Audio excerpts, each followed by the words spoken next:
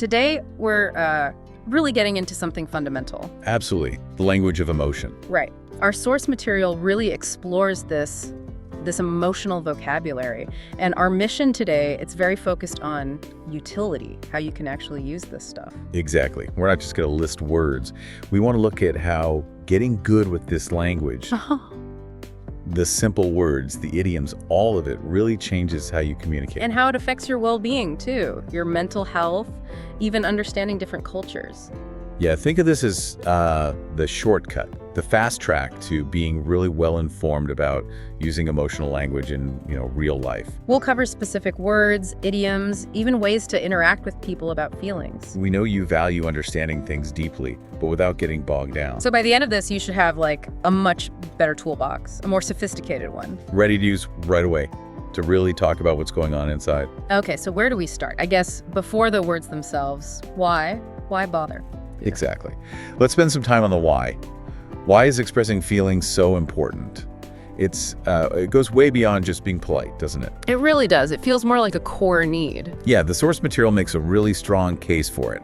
Saying it out loud, verbalizing it, it's not just nice. It's actually crucial for our well-being. They frame it almost like a release valve, right? Totally. It links directly to mental health. The material uses this great, simple analogy. Talking about feelings is just good for us. Like letting out a little bit of what's inside. Precisely. Yeah. And it says, it's not good to keep everything inside, which we all kind of know instinctively, I think. It feels true. And it's more than just therapy talk. It's almost like regulating yourself. You take this big, vague, heavy feeling, and you give it a name. You give it language. And suddenly, it doesn't have quite the same power over you. It's less abstract. That makes a lot of sense. Turning that scary shadow into something you can actually look at, name it, handle it. Yeah. And once you say it out loud, your brain doesn't have to work so hard keeping it bottled up inside. Right. It's externalized. And that externalization immediately helps with clarity. When you actually say what you're feeling, honestly, people understand you better. Okay. Yeah, I can see that. Like the example you mentioned earlier. If I'm acting grumpy. Right. And you don't say why. I'm probably going to assume it's about me. Okay. I'll fill in the blanks. Yeah, exactly. But if I say, look, I'm just feeling really overwhelmed with this deadline, then my whole reaction changes instantly. I go from being defensive to, okay, I get it, understanding. And that shift, that's the relationship part, isn't it? What the source calls the bridge. That's it, exactly. No. Sharing feelings builds a stronger connection. It acts like a little bridge between people. Vulnerability, it seems, is the building material. It's a nice metaphor, the bridge. Yeah. But playing devil's advocate here for a second, building it means being vulnerable. And that feels risky, doesn't it? What if you use these words, you say, I'm sad or I'm frustrated, and the other person, well, they don't get it. Or they react badly. That's a really important point. Because learning the language isn't just about talking, it's about how people hear you too. So does knowing the words help with that risk? Managing the fallout? Well, the source kind of implies that, there is a risk. The friend could react poorly. But the very act of expressing the feeling clearly, it changes things for you. How so? By using precise words, you've clearly stated your feeling, your boundary, maybe your need. You've put your cards on the table, honestly and clearly. So it doesn't guarantee they'll respond well? No guarantee on their response, but it guarantees your clarity. Okay. And that clarity is the foundation, though, for managing whatever happens next. Exactly. Look at their example. Telling a friend, I'm feeling sad today. Just putting it out there. Right. That clarity makes it possible for the friend to say, oh, I'm sorry, can I help? If you just sighed dramatically all day. They might just think you're tired or annoyed. They might not ask. Right. The feeling, once it's spoken clearly, it sort of demands some kind of response, good or bad. It makes the relationship engage with the reality of the feeling. So the sadness becomes shared information, and how they respond tells you something about the connection. Yes. And if you don't share it, if you don't have the words, the feeling stays stuck, isolated. Maybe it even gets worse. Okay, I'm sold on the why. It's good for you, good for understanding, good for relationships. It's basically the operating manual for good human interaction. All right, so if we need to share feelings to regulate and connect, then we need the tools, the how, the actual words, the bricks for that bridge. Start with the basics, the foundations. The source lists, 7 core feelings? The ones we bump into pretty much daily. Okay. First up, happy. Simple enough, right? Positive feeling. Often shows up as a smile, laugh.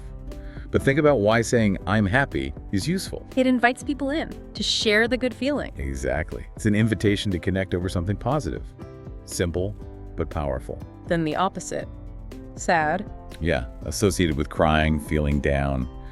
The source used that example of a rainy day spoiling plan. Yeah, that captures it.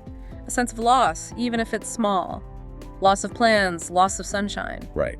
Sadness is often tied to some kind of loss, big or small. Okay, next. Angry. High energy, this one. Definitely.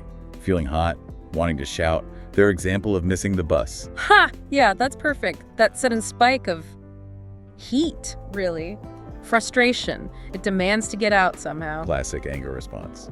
Then there's tired. Seems more physical, but it definitely impacts emotions, doesn't it? Massively. When you just want to sleep, your ability to handle other feelings just plummets. Knowing that saying I'm just tired is important emotional honesty. Sets a boundary. Good point. Okay, moving on. Excited. This is that positive feeling about the future, right? Something good is going to happen. Like before a holiday. It's different from happy then. Happy is now, excited is looking forward. Yeah, exactly. It's future-focused energy. Helps you keep going towards something good. Then we get into the maybe less comfortable ones. Scared. Right. Something external causing fear, a spooky movie, a strange noise at night. It's immediate. A reaction to a threat right now. Survival stuff. And linked to that, but different, nervous. Yeah, nervous is more about performance, apprehension before a challenge, a big test, speaking in front of people. So fear about how you'll do, about potential failure in the near future. That's a good way to put it. Performance anxiety, often. Okay, 7 basics. But before we get into more complex feelings, there's that grammar point the source mentioned, I feel versus I am. Ah, yes. This trips people up sometimes. But the advice is actually quite simple and reassuring. Which is? Both I feel happy and I am happy are correct. They basically mean the same thing describing how you are right now. Is there any difference? Very slight, maybe. I am happy can sound a tiny bit more definite, like a statement of fact about your state. I feel happy maybe emphasizes the internal sensation a bit more. But the key takeaway? Don't sweat it, especially when you're learning. Use whichever feels natural. I feel tired. I am tired. Both are perfectly fine in everyday conversation. Focus on getting the emotion right, not the verb. That's good advice. Permission to just communicate. Exactly. Which brings us to the more nuanced words. Moving beyond the basics. This is where things get really useful for understanding yourself and others better. Okay, let's refine the toolbox. First, frustrated. This is so specific and so useful. It's when you're trying to do something difficult and it's just not working. The example of assembling furniture with bad instructions. Oh, everyone's felt that. Right. And notice, it's not quite anger. It can lead to anger, but frustration is about the process being blocked, the goal being blocked. That difference is important, isn't it? Saying, I'm frustrated, tells someone you need help with a task or a problem, not that you're just mad at the world. Precisely. It directs the focus. Next, overwhelmed. The feeling of too much. Yeah. Too much to do, too many things on your mind. Feeling like you just can't manage it all. Mental saturation point. The student with too much homework example really lands that. It's about volume, complexity, exceeding your capacity. Exactly. Then back to the more anxious states. Anxious. The source says it's like nervous, but a bit stronger. What's the key difference, really? I think it's the timescale, often. Nervous is usually about something happening right now or very soon. Anxiety. That's often worrying about something further off, something that might happen. Future-oriented dread. And it mentions the physical side too, right? Stomach feeling a bit funny. Yeah, especially before something high stakes, but maybe not immediate, like a big job interview weeks away. Anxiety can linger, show up physically. Yeah. It's less about the immediate performance, more about potential future negative outcomes. Okay, shifting gears to positive. Proud. Such a good feeling. When you, or someone you care about, achieve something, finishing a big project, seeing your kid ride a bike. It's satisfaction from accomplishment, right? Your own or someone connected to you. Yep. Then there's lonely. And the definition here is really key, I think. It's not just being physically alone. Right. It's feeling alone, even when people are around. Wishing you had someone to really connect with, to talk to. It's about the quality of connection, or lack thereof. And the source adds that important note. It's okay to feel that way. Normalizing it. Which is great. Reduces stigma. Then, contrasting with nervous and anxious, confident. Believing in yourself, feeling ready, capable. Yeah, feeling strong, ready. Like knowing the answer in class and feeling sure enough to raise your hand. It's about internal certainty in your abilities. And finally, disappointed. This is that specific kind of sadness when something you hoped for doesn't happen. The letdown. Like your team losing the big game. Exactly. And using this word gives so much clarity. It tells people your sadness isn't, deep despair. It's tied to a specific expectation that wasn't met. Which again, helps manage the feeling. It externalizes it. It wasn't me that failed. It was the outcome that wasn't what I wanted. Yes. That shift is huge. It stops you from internalizing it as I'm bad and keeps it as the result was bad. Wow. Okay, mastering this level of vocabulary really is like mastering emotional diagnostics. Couldn't have said it better myself. Okay, so we have the right words now, the diagnostic tools. But feelings aren't just on-off, are they? They have intensity. We need to show how much we're feeling something. Absolutely. Calibration is key. Otherwise, people might overreact or underreact. The source lists those useful modifiers. Yeah. A little. Yeah. Very, really, completely, extremely. They're like volume knobs for feelings. Pretty much. They turn a flat description into something dynamic. And they create immediate contrast. Like the example, a bit sad versus completely devastated. Huge difference. Totally. A bit sad. Maybe your ice cream falls on the ground. It's minor, passes quickly. Right. But completely devastated. That's major. Losing something really important. Using completely signals this is serious, right? This needs attention. Yes. It tells your support system this is a big one. And extremely just means very, very, another high intensity marker. So saying I'm a little bit nervous versus I'm extremely anxious. Totally different messages, elicit totally different responses. Exactly. It's about giving people the right cues. Now, speaking of cues, let's talk idioms. Ah, the fun part.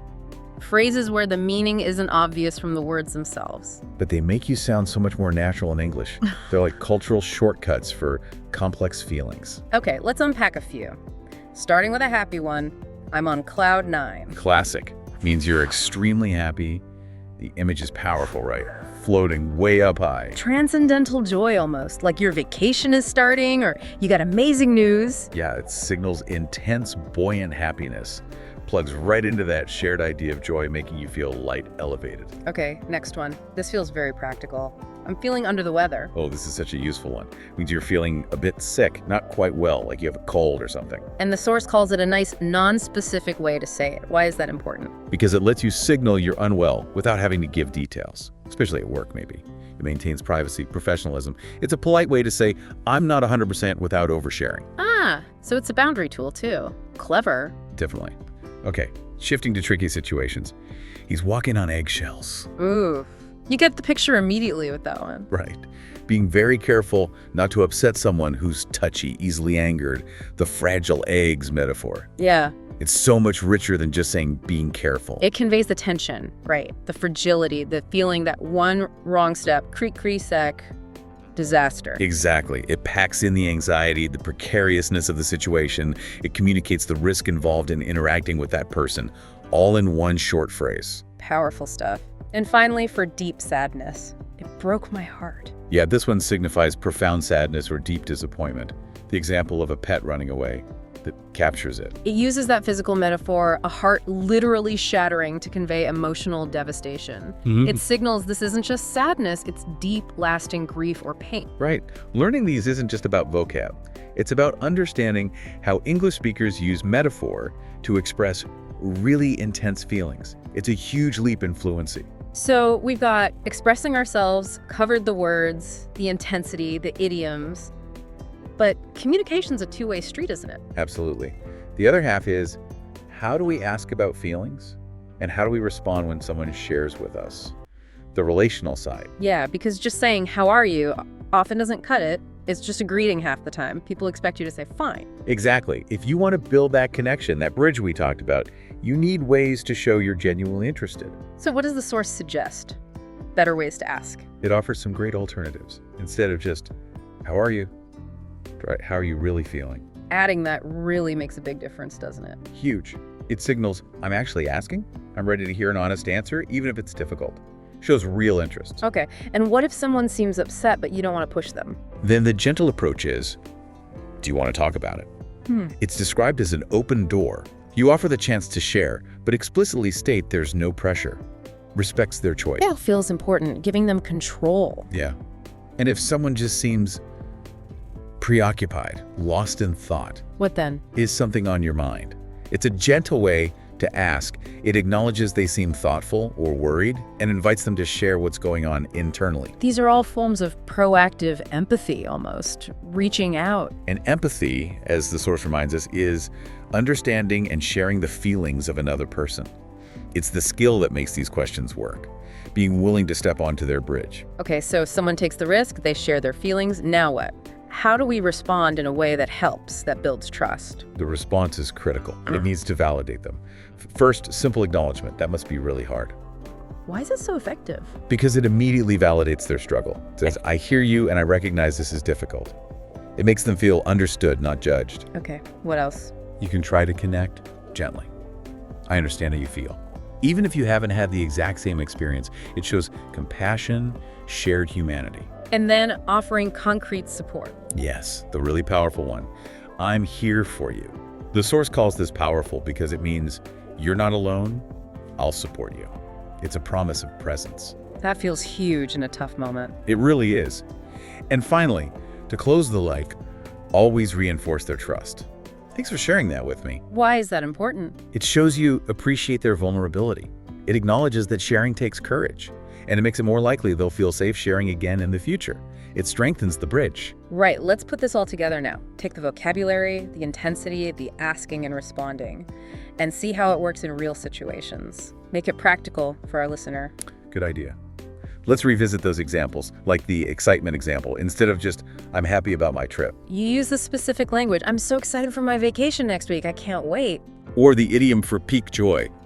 I'm on cloud 9 about the concert tomorrow. See how much more vivid that is. Definitely more impact. Okay, what about difficult feelings? The sadness, disappointment example. Here, the nuance is crucial. If it's deep loss, you use the intensity in idioms. I'm very sad about the breakup. It broke my heart. That signals the depth immediately. Needs real support. Exactly. But if it's a setback, like a project failing. And you use the precise word. I'm really disappointed that the project didn't work out. Right. And using disappointed tells the listener it's about an external outcome, not necessarily a deep personal crisis. It manages their expectations about how to respond. Let's pivot to a context that can be really tricky. Work. The professional world. How do you express stress there without seeming unprofessional? Ah, yes. Be careful language. The term burned out is incredibly useful here. The source defined it as extremely tired and stressed from too much work, right? Like a candle burned down. Exactly. It's professional shorthand. It names the feeling with a recognized term, which makes it easier to talk about needing changes, like time off or workload adjustments, without sounding like you're just complaining. It validates the feeling in a professional context. Precisely. And if you just need a short pause, not a major change. Then you say, I need a mental break. Yes. Polite, professional. Asks for a specific, short time away from tasks or thinking to reset your mind.